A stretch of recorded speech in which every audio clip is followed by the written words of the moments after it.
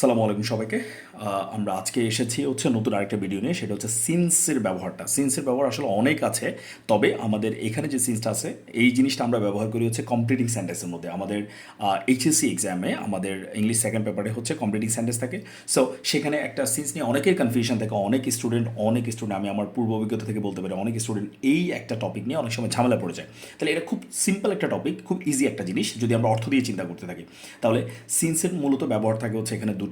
একটা হচ্ছে সিন্সের আগে যদি, মানে সিন্সটা বেসিক্যালি হচ্ছে যেহেতু এটা একটা কনজাংশন, সেহেতু এটা সেন্টেন্সের মাঝখানে বসে, মানে এইখানে যে সিন্সটা ব্যবহার হবে এটা অলওয়েজ সেন্টেন্সের মাঝখানে থাকবে। সো এই সিন্সের প্রথম যে ক্লজটা, মানে প্রথমের শুরুতে যদি কখনো প্রেজেন্ট ইনডেফিনিট টেন্স অথবা প্রেজেন্ট পারফেক্ট টেন্স হয়, তাহলে এর পরবর্তী অংশটা অবশ্যই পাস্ট ইনডেফিনিট হবে।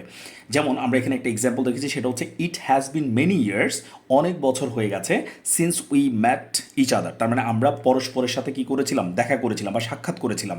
তাহলে অনেক বছর হয়ে গেছে, তার মানে এটা হচ্ছে আমাদের প্রেজেন্ট পারফেক্ট, ইটের পরে হ্যাজ এবং মূল ভার্বের past participle form, right? So হচ্ছে যেটাকে আমরা শর্টকাটে বলি V3। তাহলে হচ্ছে সিন্সের আগে যদি প্রেজেন্ট ইনডেফিনিট বা প্রেজেন্ট পারফেক্ট, অবশ্যই প্রেজেন্ট ইনডেফিনিট বা প্রেজেন্ট পারফেক্ট হতে হবে, মানে প্রেজেন্টের কোনো টেন্স। সিন্সের পরে অবশ্যই কী হবে, পাস্ট ইনডেফিনিট। যেমন এখানে ম্যাট আছে, তাহলে ম্যাটটা হচ্ছে ভার্বের পাস্ট ফর্ম, মিটের পাস্ট ফর্ম, রাইট? এরপর হচ্ছে এরপরে আরেকটা রুলস হতে পারে, সেটা হচ্ছে নাম্বার 2, যেটা আমরা দেখেছি হচ্ছে সিন্সের আগেই যদি কখনো পাস্ট ইনডেফিনিট থাকে, মানে হচ্ছে পাস্ট ইনডেফিনিট সবসময় পরে থাকবে তা না, সিন্সের আগেও পাস্ট ইনডেফিনিট থাকতে পারে। যদি সিন্সের আগে পাস্ট ইনডেফিনিট থাকে, তাহলে সিন্সের পরে হয়ে যাবে পাস্ট পারফেক্ট।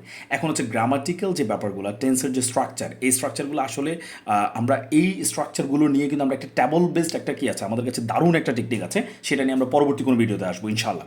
যাদের টেন্স নিয়ে বিভিন্ন রকমের প্রবলেম হচ্ছে, ইনশাল্লাহ সেটা খুব অল্পতেই সলভ হয়ে যাবে।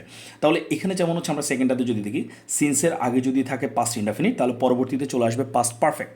কারণ সিন্সের আগে যদি কখনো পাস্ট থাকে, এটাতে অন্য কোনো টেন্সার আসার কোনো সুযোগ নাই, সেটা অবশ্যই পাস্ট পারফেক্ট থাকবে। যেমন আমরা যদি এখানে দেখি, সিন্সের আগে আছে হচ্ছে ইট ওয়াজ 5 ইয়ার্স, তার মানে এটা কত বছর হয়েছিল, 5 বছর।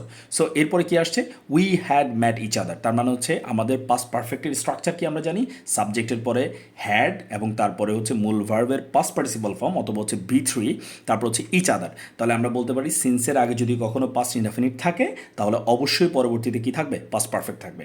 সো সিম্পল একটা টপিক, সেটা হচ্ছে সিন্সের আগে যদি কখনো প্রেজেন্ট ইনডেফিনিট বা প্রেজেন্ট পারফেক্ট থাকে, তাহলে পরবর্তীতে পাস্ট ইনডেফিনিট। আর যদি কখনো সিন্সের আগে পাস্ট ইনডেফিনিট থাকে, তাহলে পরবর্তীতে অবশ্যই কি হবে, পাস্ট পারফেক্ট। সো সিম্পল একটা টপিক, এটা যদি আমরা পাই, এখান থেকে মোটামুটি একটা প্রশ্ন অনেক সময় থেকেই যায়। তো এটা একটু ভালো করে খেয়াল করলে মোটামুটি পারা যাবে। আজকে এতটুকুই থাকুক ইনশাআল্লাহ। আমরা পরবর্তীতে নেক্সট কোনো একটা ভিডিওতে আমরা অন্য দারুণ একটা টপিক নিয়ে চলে আসবো ইনশাআল্লাহ। সবাই ভালো থাকবেন, আল্লাহ হাফেজ।